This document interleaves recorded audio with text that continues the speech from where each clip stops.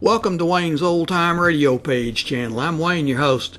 These programs are brought to you by support of our listeners. You can give your support at Patreon or PayPal, either one. There's clickable links in the description below. Thanks for your support and enjoy the shows. From Hollywood, it's time now for... Johnny Dollar. This is Hector, Mr. Dollar. Hector? Hector Nerkley, at the Drakeley Arms Apartments. You were here night before last inquiring about the late Mr. Morgan. Oh, yes, I remember. What can I do for you, Mr. Nerkley? Oh, it's really quite the other way around. All right, what can you do for me?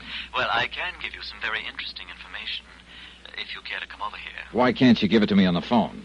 I'll tell you exactly why, Mr. Dollar, when you come over. Oh, for the love of Pete. Temper. And why not? A month ago, the best friend I had in the world drove his car off a cliff into the Pacific.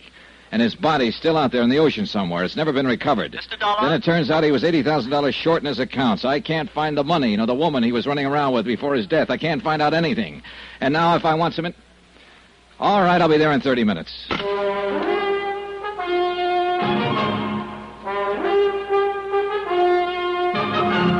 Tonight and every weekday night, Bob Bailey in the transcribed adventures of the man with the action-packed expense account. America's fabulous freelance insurance investigator. Yours truly, Johnny Dollar.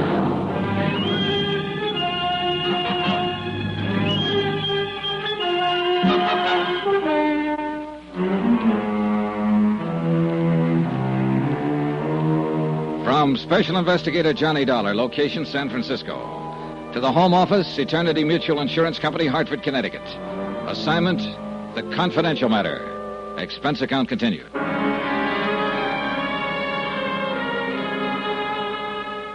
Item 9, $1.70 taxi from my hotel to the Drakeley Arms Apartments. A snooty, high-priced joint where Ed Morgan had lived during the last 4 months of his life. Ed Morgan, a pipe and slippers bachelor who'd suddenly and strangely turned to champagne cocktails and high living. Who, as head of an insurance claims office, had found a way of swindling his employer out of $80,000 in 4 months. And who died a month ago as mysteriously as he'd lived. This was the man who at the moment was my assignment, whose past I was supposed to uncover. And he was also the man who'd been my lifelong friend. Well, good evening, Mr. Dollar. My, you did make excellent time. Now, look, if this turns out to be a runaround, so help me out. Temper? All right. You said you had some very important information that couldn't be discussed over the phone. Well, it could have been discussed, of course, but... Well, this information has to do with one of our guests, Mr. Dollar. A certain lovely young widow whom you seemed most concerned about the last time. Nicky Barrett. Quite. Has she come back? Is she here? I'm afraid not. Then what is it? First, I must ask you what your intentions are toward Mrs. Barrett. Well, I'm not going to marry her. Please, I hardly thought you were. All right, then what's the point? Simply this. I happen to be in a position to put you in touch with Mrs. Barrett. Do you know where she's hiding out? Hiding out? All right, I'll drop the implication. You know where she is. I do. Well, then let's have it. Why do you wish to find her? Because she's the only lead I've got on the Morgan case. She and Ed were thicker than thieves during the 4 months before his death. And she was with him the night he was killed. Earlier in the evening, at least. Are you going to have her arrested? No. I just want to ask her some questions. I've got no case against her. Not yet, at least. Mr. Dollar, can I depend upon you in one very important respect? What's that? Under no circumstances must you let Mrs. Barrett know that I told you where she is. What's the matter? Afraid the board of directors would bust you to bellhop and strip off your gardenia? That is not amusing. Nor too improbable, as a matter of fact. After all, the watchword of the Drakeley Arms is discretion. Yeah, well, all right. It's a deal. I won't tell her. Of course, there is one more little detail. Oh, now what? Well, the last time you requested information from me, Mr. Dollar, you were kind enough and generous enough. Well, really, this is a bit awkward. What is it, Hector? Is the gardenia fund getting low? Well, you did say, as I recall, that it was merely an item in an expense account. All right. Here's another $20. Oh, thank you, sir. Now, what about Nicky Barrett? Well, we just received a letter from Mrs. Barrett. She asks that her mail be forwarded to her in care of American Express, Panama City, Panama. Item 10, $20 gratuity. Item 11, $388.45. Hotels, some telegrams, incidentals in San Francisco, and plane fare to Panama.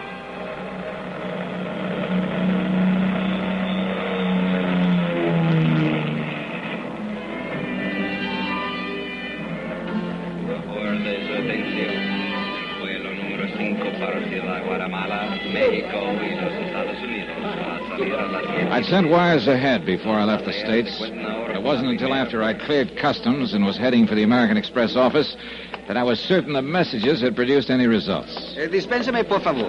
Yeah? You are Senor Johnny Dollar from the Estados, no? That's right. Capitan Garcia Ramullo of the Panama Federal Police, as sus órdenes, senor. Oh, glad to know you, Captain. I am honored, senor. We have received your telegram, and I have been instructed to cooperate with you very intensive. Well, it may take just that. Now, about the woman I described in the telegram. The Senora Barrett. Oh, Santa Madre, what a beautiful woman. So I've heard. You have not had the pleasure of acquainting her? Not yet. The best of your life is before you in that case. Then I'll speed up and get to it. So you've already located her, huh? Oh, but of course, senor. She has not changed her name, as you think, perhaps. So it was most simple. Good. Glad it didn't cause you too much trouble. Trouble? Senor, merely to gaze upon such a one is worth a lifetime of trouble. Which is exactly what it cost a couple of guys I know. Such eyes, such hair, such lips, Yeah. such... Well, what do you say we... Forgive me, senor. I am carried away with it. Well, where is this living little doll staked out at the moment? She is registered at the Hotel Primeso, room 17. Hotel Promeso? This is something most unusual, I think. What do you mean? The Primeso is one hotel very small, which is located on the waterfront. It's most for sailors, fishermen. I see. The beautiful tourista one would think to find in a hotel of more elegance. She may be deliberately staying away from the tourist belt. Quien sabe, senor? Who can tell the reasons of a woman? Yeah. Is she living there alone? So I have been informed. You expect someone with her? I don't know what to expect. I don't even know why she came here. I'm moving in blind. See, life is most difficult at times. You didn't talk to her, did you? Let her know you were checking on her? Please, senor. I'm sorry, Captain. I had to be sure. She is most entirely without suspicion. Good. Well, I suppose I'd better check into a hotel first. Then what are your plans, senor? I don't know exactly. I'll talk to her, try to get some answers. And from there on, I'll just have to call it as I go. I hope this lovely lady has not involved in some serious crime. I hope not, too. But I wouldn't bet much on it. Item 12, $8, taxi, flat rate for the rest of the day. And by the time I checked into a hotel and showered and changed, the rest of the day didn't have long to go. The Hotel Promesa was on the waterfront, as Captain Garcia had said, and some distance from town. But although it wasn't a tourist trap, neither was it quite the sailor's flop house I'd been led to expect. It was built native style with bamboo shutters and wide verandas, half buried in a thicket of mango and banana. $5 bought me the desk clerk's undying affection, and 2 minutes later I stood unannounced at the door of room 17. Just a minute. It's about time. I ordered that ice at least at... I thought you were the bellboy. No. The name is Johnny Dollar. Johnny Dollar. Mind if I come in, Mrs. Barrett? What for? Well, it would be more comfortable than trying to talk out here in the veranda. What is it you want to talk about? A friend of mine. Name of Ed Morgan. All right. Come on in. Sit down, Mr. Dollar. Thanks. I'd offer you a drink, but there's no ice. And in this kind of heat... I don't care for a drink, thanks. You'd think it would cool off after the sun goes down, but it doesn't. At least not very much. Sometimes a breeze comes up from... What are you staring at, Mr. Dollar? You? Why? I'd had such glowing reports about you that I was sure they were exaggerated. They weren't. Thanks. And did you come all the way down here just to check those glowing reports? How do you know I came all the way down here? What do you mean? Maybe I live here. No. I've heard of you before. Mr. Morgan used to talk about you. Was it Ed or Mr. Morgan? You don't miss much, do you? I try not to. It was Ed, as you undoubtedly knew. Yes, I know. But I wasn't sure why. Why? Why he lost his head. Now that I've seen you, I can understand. Who wouldn't? Oh, please. I'd rather not talk about it, Mr. Dollar. Ever since that terrible accident, there's been only one thing I've wanted. to forget. Well, I'm sorry to have to bring up unpleasant memories, Mrs. Barrett, but I've got to ask you some questions. There's nothing... The night of his death, what time did he leave you? What do you mean? You were together earlier in the evening. You left the bar at the Drakeley Arms together at 9 o'clock, but shortly after midnight, when Ed ran his car off a cliff into the Pacific, he was apparently alone. We went to dinner, then he brought me back to the apartment house. He was going to Half Moon Bay to see a client. That's why he happened to be on that road. I don't want to talk about it, Mr. Dollar. It's horrible to think of him dying that way. His body's still out there in the ocean somewhere. That's why I came down here. To get away and try to forget. Then you thought quite a lot of him, huh? We were going to be married. I see. Well, it's too bad it didn't work out with all the wealth Ed had and the beauty you have. Well, I had the idea that he just worked for an insurance company. And lived the way he did? Oh, come now, Mrs. Barrett. Well, actually, I didn't really consider it. My husband had left me quite well off. How long were you married before he died? Only 10 months.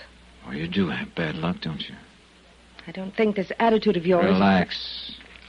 Here, have a cigarette. I don't smoke. Oh.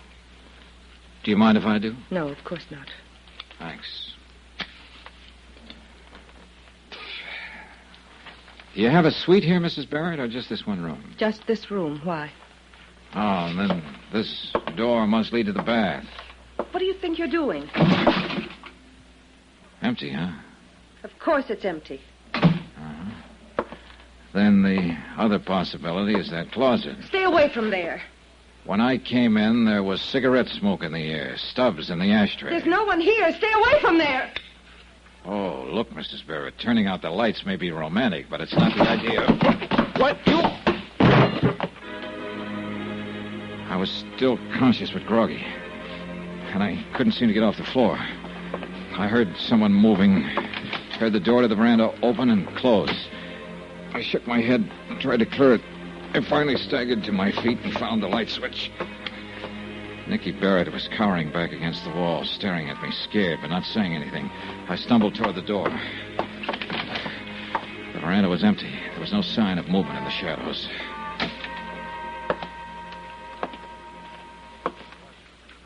So there was somebody hiding in that closet. No.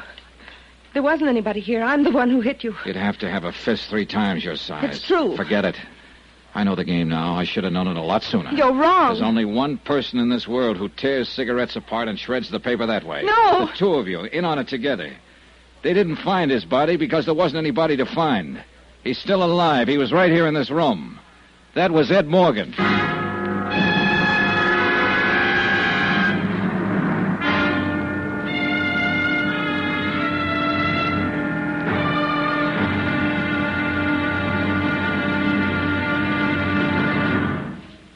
Now, here's our star to tell you about tomorrow's episode of this week's story. Tomorrow, a search for a dead man who intends to stay dead and who's willing to kill to do it. Join us, won't you? Yours truly, Johnny Dollar.